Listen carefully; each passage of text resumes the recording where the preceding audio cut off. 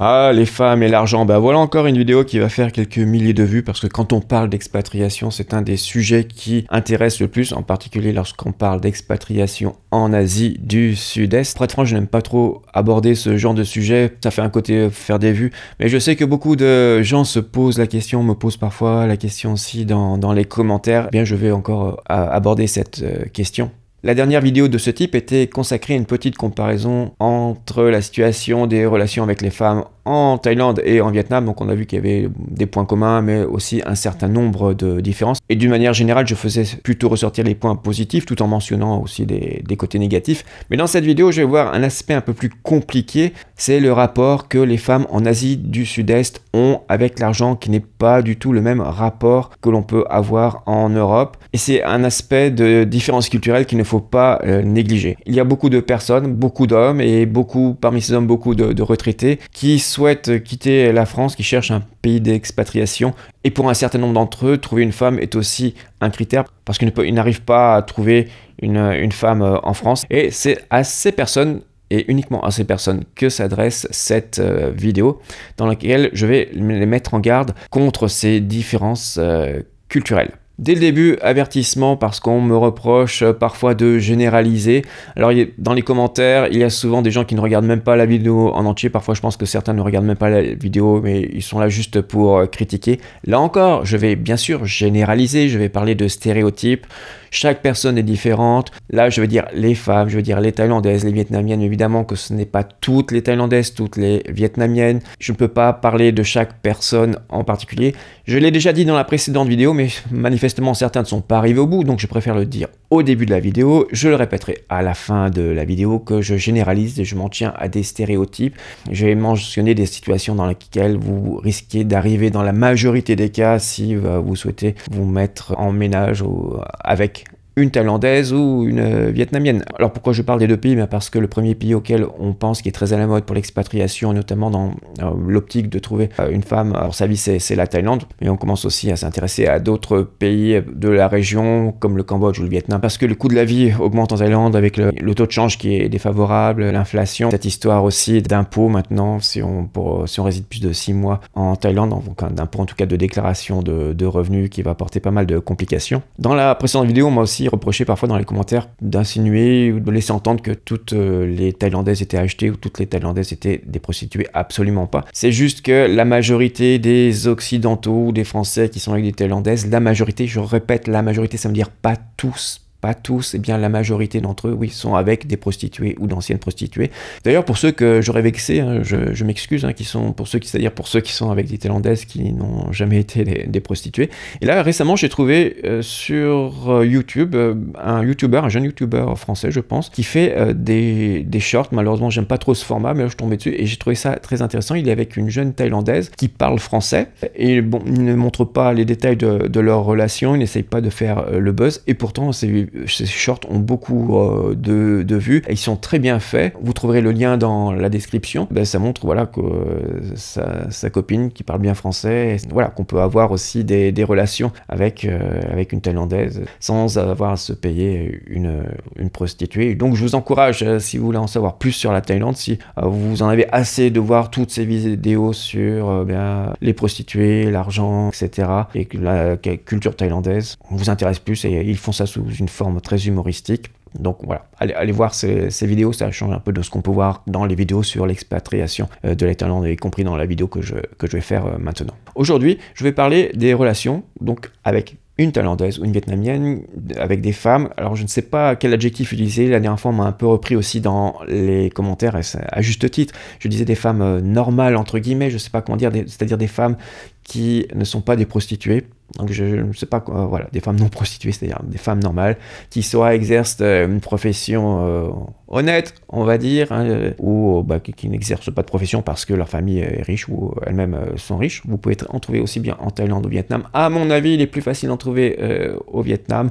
J'ai déjà expliqué tout ça dans la dernière vidéo, donc je ne vais pas revenir là-dessus. Quels sont donc ces problèmes et cette différence culturelle dans cette relation à l'argent? Premier point sur lequel vous devez réfléchir, c'est que en France, vous avez des saisons très marquées. Vous avez traditionnellement une période de récolte. C'est dans notre culture, dans notre tradition, cette période de récolte qui va on va dire de juin à septembre. Pendant cette période, vous pouvez consommer ce que vous récoltez. Et puis, vous devez quand même penser au stock que vous devez garder pour passer l'hiver. Vous devez vous préparer à l'hiver, vous devez couper du bois par exemple. Là je parle évidemment dans nos traditions. Si vous habitez en ville, on n'a pas besoin de couper du bois. Mais moi qui viens de la campagne aussi, il fallait quand même couper du bois. J'en ai coupé pas mal, même ces dernières années, avant de venir ici au Vietnam. Donc vous vous projetez, vous faites des plans, vous gérez vos stocks. Ici en Asie du Sud-Est, dans la plupart des régions, pas toutes, mais vraiment la plupart des régions de Thaïlande ou du Vietnam, il y a plusieurs récoltes par an et quasiment toute l'année, vous n'aurez qu'à tendre la main pour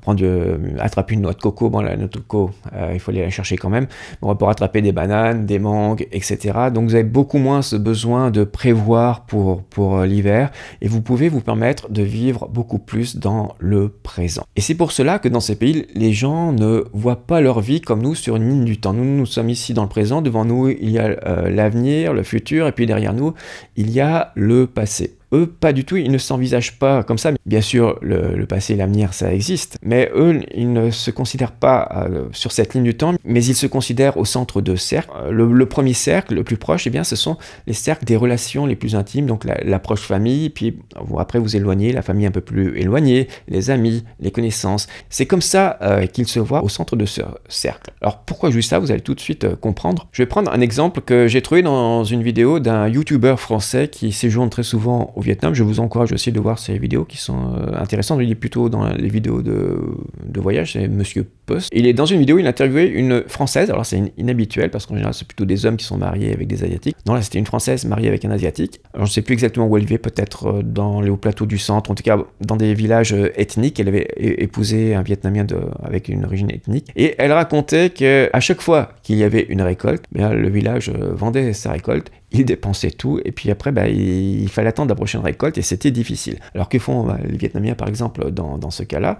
Eux qui vivent dans le présent, ils empruntent à leur cercle d'amis et puis quand la prochaine récolte arrive, ils la vendent, ils remboursent leurs dettes, ils dépensent l'argent et voilà, et ça recommence ainsi de suite. Donc vous voyez que ce rapport au présent a une influence sur le rapport à l'argent.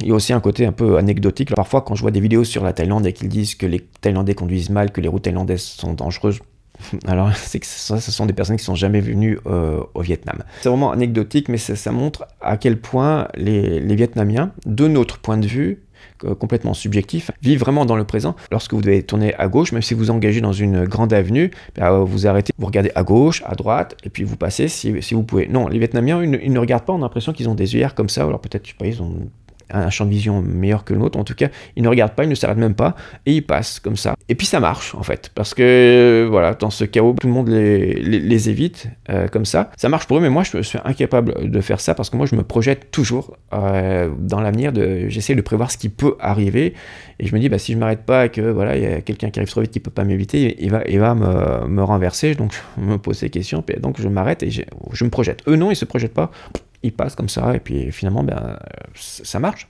Donc je referme la parenthèse de cette anecdote. Alors imaginez que vous mariez, là encore je vais prendre l'exemple des Vietnamiens parce que je connais mieux, mais je pense que c'est quasiment la même chose en Thaïlande. Il y aura peut-être des petites nuances. Vous épousez une Vietnamienne, bien vous entrez dans les cercles qui sont autour d'elle, des membres de sa famille. Vous allez faire partie de la famille. Et donc si quelqu'un se retrouve en difficulté dans la famille, eh bien logiquement, on va attendre de vous à ce que vous l'aidiez. Ce n'est pas parce que vous êtes occidental que vous allez devoir payer, non, c'est parce que vous êtes juste considéré comme un membre de la famille, de même que si vous avez un problème, les autres vont vous aider. Et c'est aussi dans ce système de cercle que les personnes âgées comptent sur les enfants et les petits-enfants pour s'occuper d'eux, y compris financièrement. Il y a bien un système de retraite dans ce pays, mais les retraites sont misérables et ne permettent pas de bien vivre. Donc il faut aussi s'occuper des personnes âgées et on attend à ce que vous aussi vous souteniez, puisque vous allez rentrer dans la famille, peut-être même vous allez habiter dans une grande maison avec les parents de votre femme ou même ses grands-parents, eh bien vous allez participer et vous allez les aider financièrement.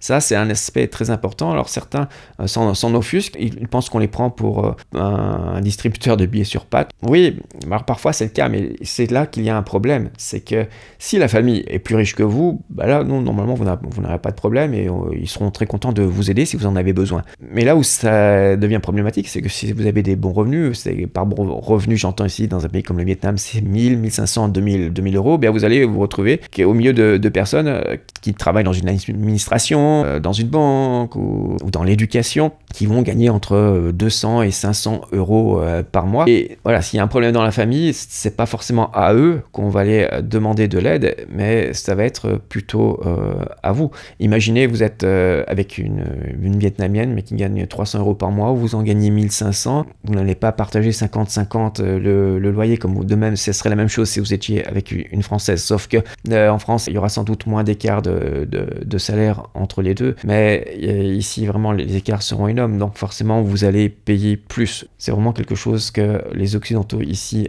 négligent. S'il y a deux choses à se souvenir, c'est que vraiment, que ce soit les Thaïlandais ou les Vietnamiens, ils vivent beaucoup plus dans le présent que nous. C'est difficile de leur expliquer que non, je peux pas te prêter de l'argent parce que chaque mois, je mets de l'argent de côté pour ma retraite, pour mon futur, ou parce que je prévois d'acheter une voiture ou quelque chose et je veux l'acheter comptant, je veux pas faire un emprunt.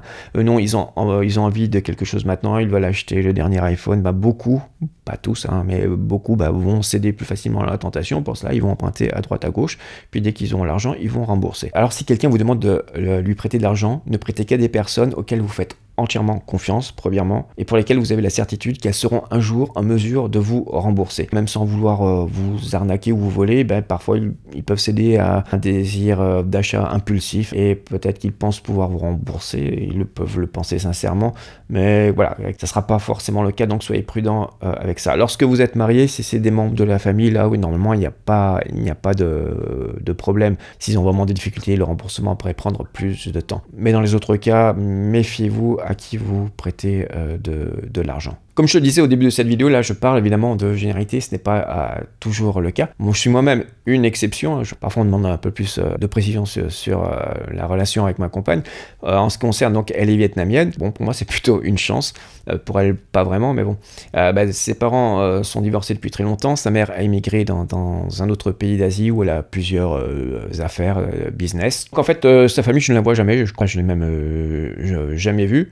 Je pense que pour la plupart ils ont des revenus supérieurs aux miens, donc de ce côté-là, je n'ai besoin de rien. En ce qui concerne ma relation, la manière dont ils la voient, je pense qu'ils sont plutôt contents parce qu'ils savent qu'elle a quelqu'un ici à Hanoï sur qui elle peut compter en cas de problème, qui s'occupe bien d'elle. Voilà, tout se passe bien, même s'ils ne me connaissent pas. Alors, est-ce que la famille va bien vous accueillir? Si, on va pas se cacher que si la famille est pauvre et pas très éduquée, on va dire, peut-être vont-ils penser que puisque vous êtes occidental, vous allez apporter, je dirais pas une bouffée d'oxygène, mais une bouffée d'argent dans la famille. Lorsqu'il y a beaucoup d'enfants dans la famille, bon, ça ne pose pas de problème. Donc si la personne que vous trouvez, thaïlandaise, vietnamienne, a beaucoup de frères et sœurs, normalement il n'y aura pas de problème, vous serez bien accueillis. Là où ça peut poser des problèmes, en plus du fait que ce soit une famille qui appartienne, on va dire en Thaïlande, à l'aristocratie, ou voilà, en haut de la société, une famille très riche alors que vous ne l'êtes pas, c'est lorsque la famille n'est pas forcément pauvre, mais en tout cas n'est pas riche, et qu'il n'y a pas beaucoup d'enfants, et les parents risquent d'avoir peur que vous emmeniez leur fille à l'étranger et qu'elle ne sera plus là pour s'occuper d'eux quand ils seront trop vieux. Ça arrive parfois, on trouve parfois des témoignages. Mais dans l'ensemble, je pense qu'ils sont plutôt contents, donc c'est quelqu'un de bien. Je vais terminer encore avec une dernière anecdote qui est un peu liée à ça, à laquelle il faut faire attention. Je pense qu'elle est peut-être plus spécifique au Vietnam qu'en Thaïlande. Alors ceux qui connaissent les Thaïlandais qui vivent en Thaïlande, moi je passe juste mes vacances une fois par an à peu près. Vous pourrez écrire peut-être en commentaire si c'est le cas en Thaïlande. Mais ici, il y a un phénomène très spécial, c'est la culture du cadeau. on fait toujours des cadeaux, et évidemment, ce sont plutôt des cadeaux intéressés. Et ça commence dès le plus jeune âge, j'étais surpris d'apprendre ça. Les parents apportent aux professeurs des cadeaux dès le début de l'année scolaire pour que eh bien, les enfants soient situés au premier rang, parce que bon, dans certaines écoles, ils peuvent être assez nombreux, jusqu'à 50 par classe, pour qu'ils aient de meilleures notes, qu'ils réussissent mieux aux examens. Donc on apporte toujours des cadeaux aux professeurs. La société vietnamienne est relativement gangrénée par la corruption. Alors la limite entre le cadeau et la corruption ici n'est vraiment pas claire. Le gouvernement essaye de lutter contre la corruption, mais il s'attaque plutôt aux grosses affaires lorsqu'il y a des grosses sommes d'argent payées pour les fonctionnaires corrompus. Là, il peut faire quelque chose, mais à un niveau aussi bas, c'est tellement dans la tradition de faire des cadeaux. J'imagine mal comment on pourrait dire aux gens d'arrêter de faire des cadeaux, par exemple aux professeurs, qu'on considère ça comme de la corruption. Et ici, elle est à tous les niveaux. Hein. Si vous avez besoin dans une administration de faire avancer un peu plus vite votre dossier, ou si l'agent administratif vous fait comprendre, ouais, mais j'ai pas envie de le faire, ça prendra du temps, ben, vous apportez un petit cadeau. C'est pas forcément des grosses sommes, hein. Ça peut être de l'argent. Pour le cas des enseignants, en général, c'est pas trop de l'argent, c'est plutôt des cadeaux que vous devez acheter. Donc c'est pour ça qu'on considère pas ça comme de la corruption. Si vous donnez une petite enveloppe à un agent administratif, là, par contre, oui, ça c'est de la corruption. Et, évidemment, c'est interdit. Donc préparez-vous à ça. Et pourquoi j'en parle là? C'était parce qu'il n'y a pas très longtemps la journée de la femme. Et encore pour raconter une anecdote. Moi, personnellement, je déteste les cadeaux. Je déteste qu'on me fasse des cadeaux. Je déteste faire des cadeaux. Donc pour moi, ok, je me force à les faire pour l'anniversaire. Éventuellement, à Saint-Valentin, j'avais acheté un bouquet. Mais vraiment, les Vietnamiens et les Vietnamiennes en particulier sont vraiment très sensibles à ça. Et là, j'ai eu le droit à une petite scène parce que madame le soir a vu que toutes ses amies sur Instagram se vantaient d'avoir reçu un cadeau de leur copain ou de leur mari, que moi je n'avais rien fait. Donc on a eu une petite explication parce que des cadeaux, j'en fais quand même à d'autres occasions. Mais je déteste qu'on me dicte quel jour je dois faire des cadeaux. Si j'ai envie de lui payer un bon restaurant, je le fais quand je veux, ou un voyage, etc. Donc d'autres occasions. Mais c'est une différence culturelle, on n'est pas du tout sur la même longueur d'onde. Moi, je sais que je lui fais plaisir si je vais dans un vrai restaurant ou que je lui paye un bon voyage. Mais elle, c'est pas forcément ce dont elle a besoin. Ce n'est pas une question de somme, mais une question d'attention et le fait de le montrer aux autres. Et, je serais venu avec un bouquet de fleurs à 2 € parce que c'est la journée de la femme, elle aurait été aux anges, elle se serait pris en photo puis elle aurait mis ça sur Instagram. Voilà. Ça aussi, c'est quelque chose à prendre en compte. Faire des cadeaux à toutes les occasions lorsque c'est attendu, c'est quelque chose de très important pour les Vietnamiennes, peut-être pour les Thaïlandaises aussi. Ainsi prend fin cette vidéo. Alors une fois de plus, je rappelle pour les grincheux que je généralise, je parle de stéréotypes. Et bien sûr, toutes les situations, toutes les relations sont différentes, toutes les personnes sont différentes, mais voilà, ça vous donne un aperçu de ce qui pourrait vous attendre ici. Et encore une fois, cette vidéo est destinée aux personnes qui pensent à s'expatrier dans des pays comme la Thaïlande ou le Vietnam pour avoir un meilleur aperçu, et en particulier aux hommes pour lesquels la raison principale serait de trouver une compagne dans ces pays parce que tout n'est pas rose. D'un côté, c'est plus facile de les trouver qu'en France, pour certaines personnes en tout cas, mais de l'autre, vivre avec une Thaïlandaise ou une Vietnamienne, ce n'est pas de repos tous les jours, j'en ai parlé dans la dernière vidéo. Je ne reviendrai pas non plus sur quelque chose que j'avais déjà expliqué dans la dernière vidéo, que ce sont souvent au Vietnam comme au Thaïlande les femmes qui tiennent les cordons de la bourse, qui s'occupent des finances du ménage. Si le sujet de l'expatriation en Thaïlande ou au Vietnam vous intéresse, n'oubliez pas de regarder la précédente vidéo dans laquelle je parlais des femmes en général, et la précédente encore d'un point de vue plus général de l'expatriation dans ces pays avec les avantages et les inconvénients. Et puis abonnez-vous aussi.